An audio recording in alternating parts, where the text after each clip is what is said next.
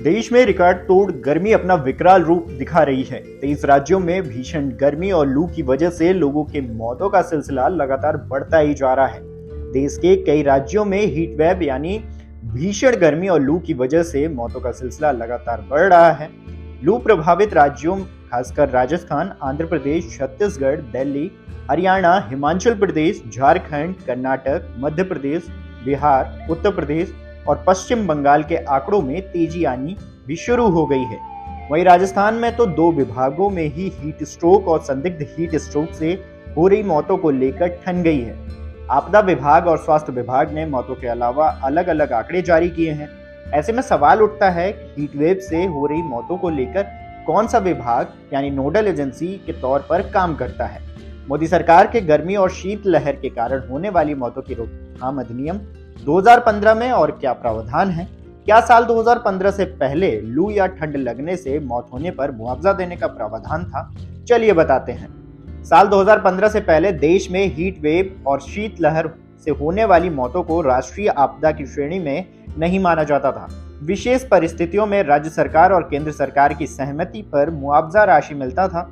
केंद्र सरकार ने अन्य प्राकृतिक आपदा में मौत होने पर आश्रितों के लिए 3 से 4 लाख रुपए मुआवजा देने का प्रावधान कर रखा है। वहीं कुछ राज्यों में पहले 1.5 से 2 लाख रुपए ही दिए जाते थे, लेकिन साल 2015 के बाद मोदी सरकार ने मुआवजा राशि बढ़ा दी।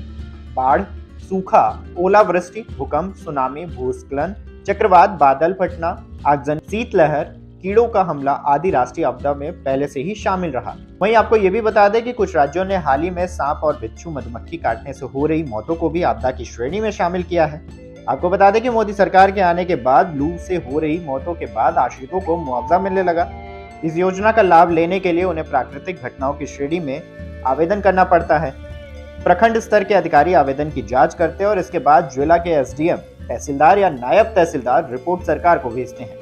देश में 18 दिसंबर 2015 को राज्यसभा में हीट वेव और ठंड से होने वाली मौतों को लेकर मोदी सरकार ने एक अधिनियम को पारित किया था, जिसे गर्मी और शीतलहर के कारण होने वाली मौतों की रोकथाम अधिनियम 2015 कहा गया।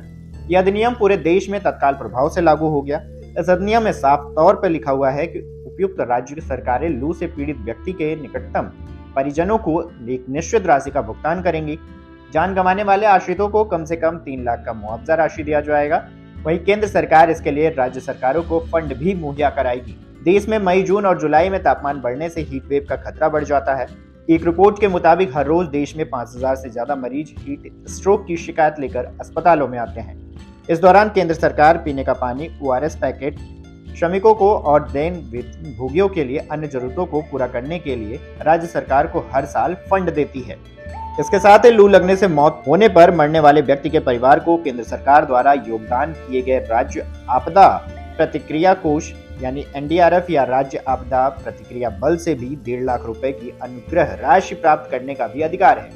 वहीं इंश्योरेंस कंपनियां पहले ही लू लगने की स्थिति में मुआवजा केवल 50,000 रुपए देती थी, जिसे अब बढ़ा दिया गया है। बहरहाल इस जानकारी पर आपकी क्या राय है, हमें कमेंट करके जरूर बताएं। देश दुनिया की तमाम ऐसी खबरों के लिए इन खबर को फॉलो कर लें।